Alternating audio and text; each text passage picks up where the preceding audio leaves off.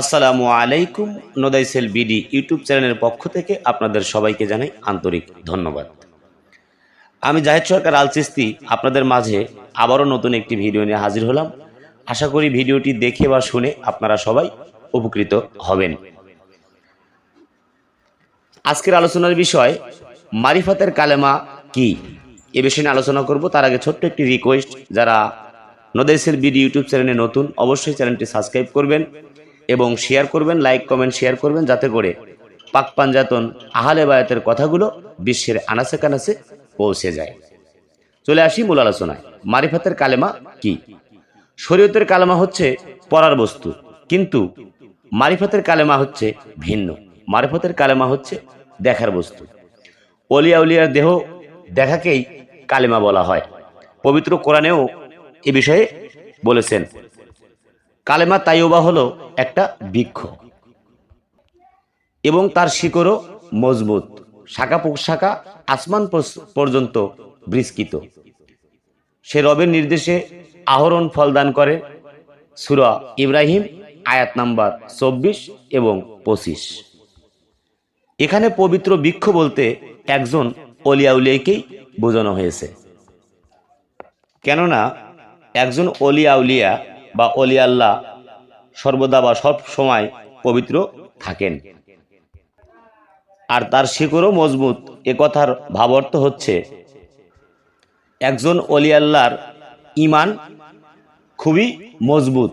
কোনো প্রকার শয়তানি ওয়াসওয়াসা অর্থাৎ শয়তানি ঝড় তুফানে অলি আল্লাহর ঈমান নড়বড় করতে পারেন না। শাখা পোশাখা আসমান পর্যন্ত বিস্তৃত দ্বারা অলি আল্লাহর আধ্যাত্মিক শক্তির কথা বলা হয়েছে। সে রবের নির্দেশে আহরণ ফল দান করেন। এ বাক্য দ্বারা অলি আল্লাহর আদেশ নির্দেশের উপদেশ, দিক নির্দেশনা ও ফায়েজ তাহাজ্জুদ প্রদান করার কথাও বলা হয়েছে। কালেমা শাহাদত একা পাঠ করা যাবে না। তার কারণ হচ্ছে কালেমা শাহাদত এটা হচ্ছে সাক্ষ্য বাক্য। বিষয়টি আগে বুঝতে হবে। এর নিগুড় ভেদ লুকায়িত আছে, এটা আমরা বুঝি না বুঝে আমরা পাঠ করে থাকি। আর এটা বুঝতে হলে অবশ্যই ইলমে তাসাউফের জ্ঞান থাকা আবশ্যক বা জরুরি।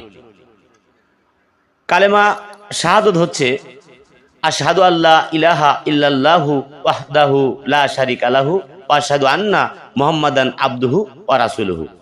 এর ভাবার্থ হচ্ছে আমি সাক্ষ্য দিতেছি যে আল্লাহ এক এবং তার কোনো অংশীদার নেই। আরও সাক্ষ্য দিচ্ছি যে হযরত মুহাম্মদ সাল্লাল্লাহু আলাইহি ওয়াসাল্লাম তার প্রেরিত রাসূল, বান্দা ও খবরদাতা। এখন প্রশ্ন হলো, না দেখে কাকে সাক্ষ্য দিচ্ছি বা কি দেখে সাক্ষ্য দিচ্ছি?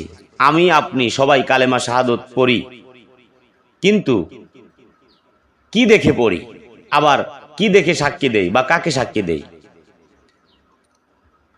আরও একটি প্রশ্ন হলো, আমি আমার পবিত্র জবানে বললাম আল্লাহ এক, অদ্বিতীয়, হযরত মুহাম্মদ সাল্লাল্লাহু আলাইহি ওয়াসাল্লাম আল্লাহর প্রেরিত রাসূল।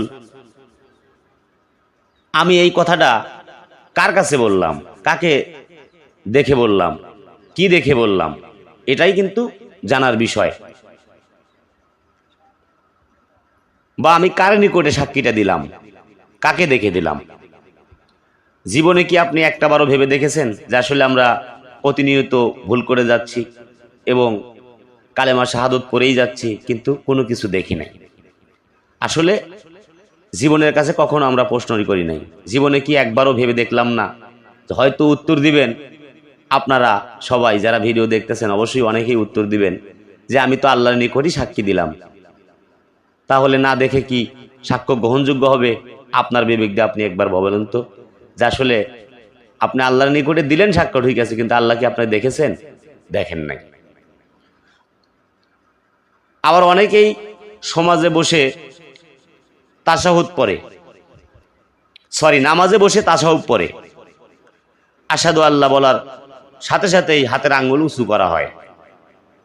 প্রশ্ন হলো, আমরা আঙ্গুল উঁচু করি কি দেখে করি? আবার মুসলমানের যখন বিবাহ দেয়া হয় তখনও কিন্তু মেয়ে পক্ষ থেকে একজন উকিল আঙ্গুল উঁচু করে বরকে বলে আমি আমার কন্যা অমুকের হাতে বা অমুকের সাথে বিবাহ দিলাম, এটা দেখে নির্দিষ্ট করে বলতে হয়।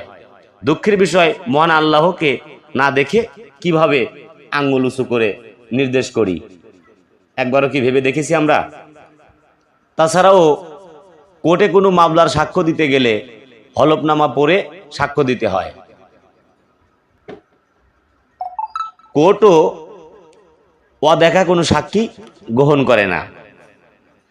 তাহলে আল্লাহ কিভাবে আপনারা না দেখা সাক্ষী গ্রহণ করবে, এটা কি একবার ভেবে দেখেছেন? আর যিনি আমাদের মহান সৃষ্টিকর্তা, তিনি অদেখা বা না দেখা সাক্ষী গ্রহণ করবেন কিভাবে, এটা আমার বুঝে আসে না। আর তার জন্যই সাক্ষ্য দিতে হলে আগে আল্লাহর পরিচয় জানতে হবে।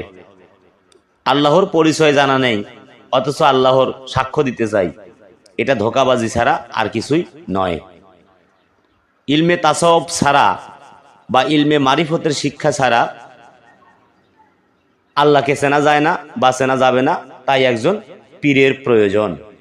অবশ্যই যাদের পীর নেই, তারা অবশ্যই একজন পীর ধরবেন, বা পীর ছাড়া কারোর কোনো গতি নেই। অবশ্যই আপনাকে ওসিলা অবলম্বন করতে হবে এবং ইলমে তাসাউফের শিক্ষাও আপনাকে গ্রহণ করতে হবে।